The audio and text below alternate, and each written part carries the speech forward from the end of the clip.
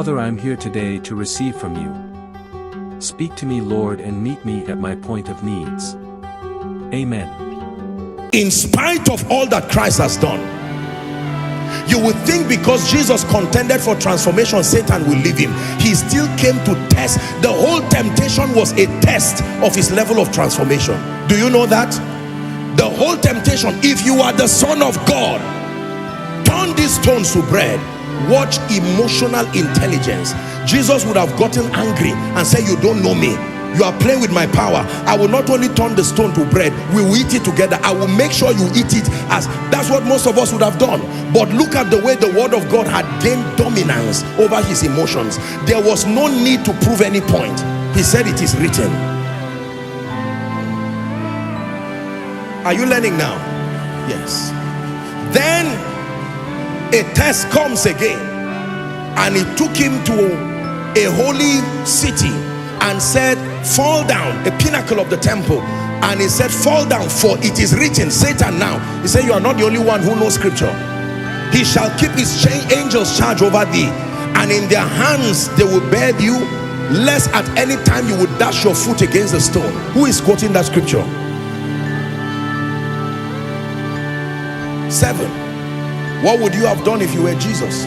Jesus said, it is written, thou shalt not tempt. So even though he used scripture, it was still temptation.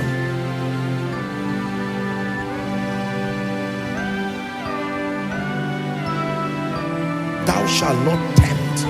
Look at the control that happened within the solical realm. The word of God had worked on Jesus. And then number 3, the Bible now says he led him to an exceeding high mountain and showed him all the kingdoms of this world and the glory of them in a moment. And he said, all these things I will give you if thou wilt fall down and worship me. Verse 10. Jesus said unto him, get thee hence. Hallelujah. Do you know what it means to see all the glories in a moment? He was so detached to it. You know the level of control and transformation it takes to see money. Remember money and titles and prestige and pedigree and all of these things. And Jesus says, if that is what you want to use against me, you are wasting your time. I am so obsessed about the will of God. It is not about my agenda. All of those things can fade away. And Satan was frustrated. Therein lies the key to frustrating Satan. Every time a man wants to frustrate Satan, saying, Satan, go away, is foolishness. I'm tired of you, is not wisdom. That's not how you say it.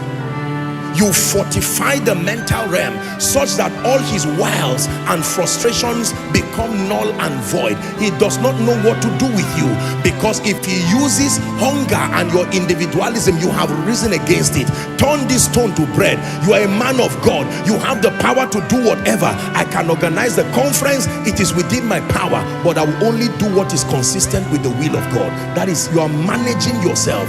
Do you know they say power without control is nothing? There are many people who cannot receive power from God, not because there is anything wrong with their spirit. God looks at you from a solical realm, and there is such deficiency of transformation. It is a risk to empower you.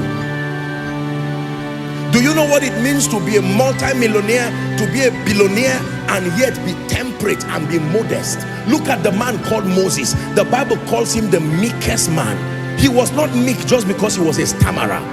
Most people feel that he was an angry man.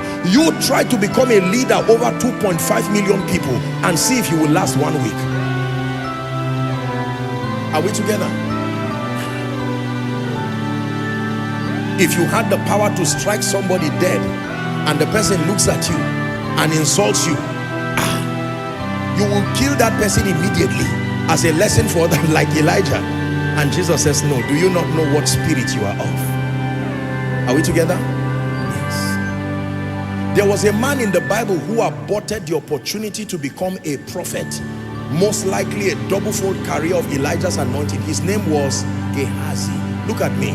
Did you ever read that any spirit came to speak to Gehazi?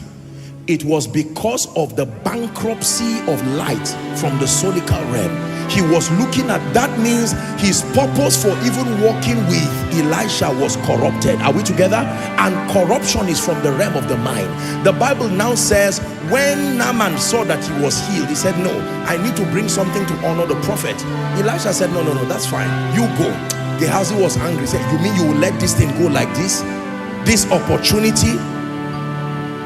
Which leper will come again for us to heal, to get this kind of thing? This man is a wicked man. He's enjoying, and I'm here as his boy. Here is my opportunity to shine. Look at the mismanagement of emotions. I'm saying this because for many of you, God is already showing you the reason why you keep praying and fasting, and God says it's not that the power cannot come, it's not that I cannot make you a captain over many. The level of transformation, you would destroy people, destroy your own self. When you are given the power to heal the sick and the power to prophesy to people, and your house rent expires, and you can prophesy to a millionaire in a moment with accuracy. You have 1,377,000 and a lot of 200 million just came, and it's true. Will you ask for rent, or will you ask for a new house? And because of the correctness of your prophecy, I'm not being sarcastic, who will know? So God must work on you. Most believers focus on the spirit man that is already saved, and they just feel that all it takes. And you see, we do not contend for the things that really matter. The Bible uses Jesus as a model to teach us. For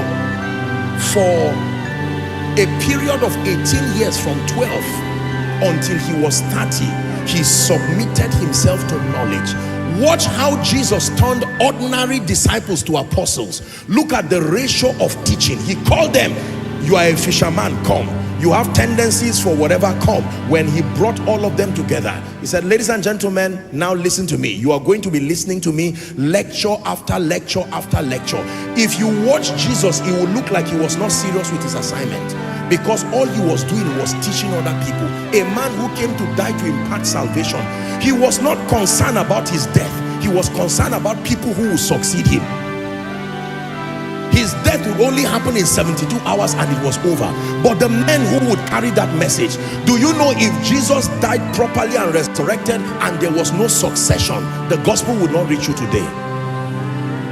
To the point that when Jesus resurrected, when he returned back from that coronation service in heaven, the disciples saw him and they were happy.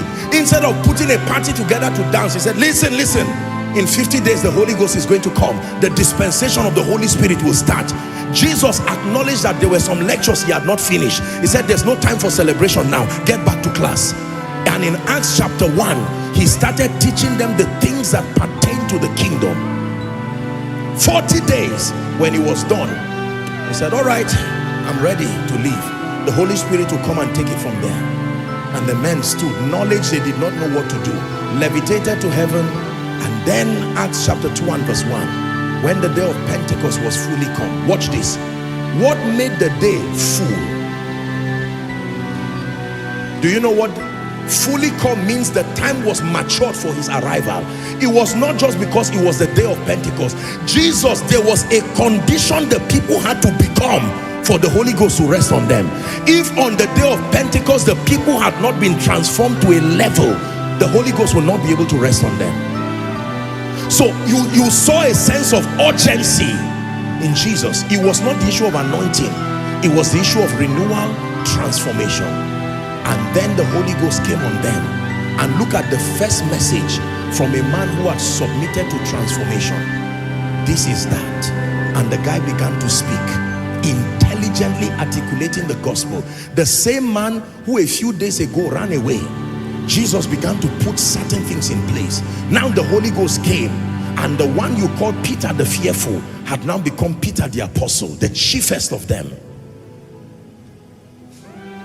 Hallelujah.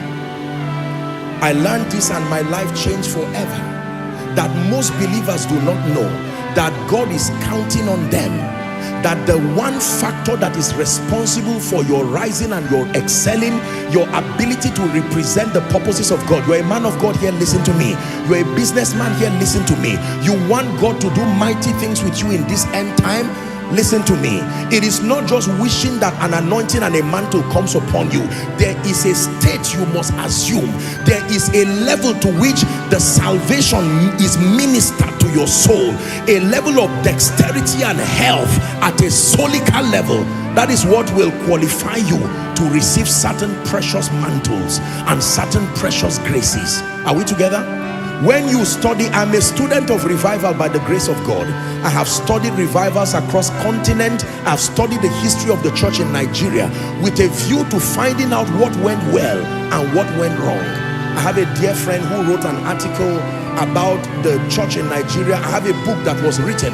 I have visited a few sites where revival broke out in Nigeria, and I asked a few questions for the grandchildren, great-grandchildren of some of the revivalists, whether in the east, whether in the south, down to Bonny, people like Samuel Ajayi Crowder, Joseph Johnson. I've had the honor to touch the chair, to sit down on some of the chairs that they sat on, to stand on the pulpits that they preach. So I'm not just talking to you about cunningly devised fables. I can tell you, in my study I have discovered that it was never the deficiency of power. It was never the deficiency of gifts. It was the deficiency of renewal and transformation. That every time the spirit of revival is about to come, God will mandate that there is a requisite level of renewal that the vessels that will be used must attain unto. But if the people are not transformed, God will have to make do with the state of the vessels as at the point that prophecy releases revival. Are we together now? And so you will find very weak vessels, but they are carrying precious mandates and they do not last. Because while the revival is on, for those who their emotions have not been dominated by the word of God, things like anger, things like all of these attributes can just destroy. You read through the generals, most of these people, it was the weakness of the flesh and the human nature, the absence of transformation. Now we have a generation that wants to be victorious. We are trusting that the end time revival, that mantle will come upon us. But most of the vessels, all we are doing is just waiting and looking and saying, Lord, when will it come? And God is saying, you are about to make the mistakes that were made in the 60s and the 70s. Why do you think John the Baptist was locked up in the wilderness?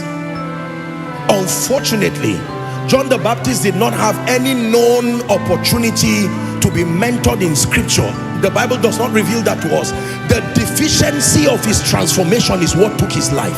It was not Herod. He was angry. There were offense, all kinds of things there. The man who ordained Jesus, the problem was not spirit or anointing. This man was anointed of the spirit from the womb, but he was angry and offended. And he said, go and tell Jesus, are you the Messiah, or should we expect another? That means you can be a great man of God carrying a prophetic grace, but because of emotional, the word of God has not dominated your emotions. Watch this. The word of God has not dominated your thoughts. You will find yourself doing foolish things in spite of the anointing on you. And now you are wondering, what in the world is wrong with me? How could you be so anointed and then the solical realm, your emotions haywire?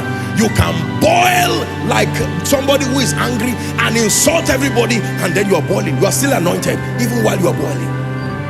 And people look at you with fear like Elijah and say, where is this guy coming from? Elijah was transformed, but Elijah is not the best model of who the Christian should be, because there were many things about Elijah's life that Jesus corrected. One of it was his anger. Read your Bible. When Jesus came and was vetting through Elijah, it was clear. The people said, look, this man is our model. And Jesus said, no, I've come with a superior template. Elijah was anointed, but that man was angry. Moses was meek, but Moses was angry. That means the moment you want to become a great leader, among the many things you must deal with is anger. Because anger is the cancer of leaders, justifiably so. Because dealing with people is you can abort destiny using justifiable anger. It says, in your anger do not sin, do not let the sun go down while you are still angry.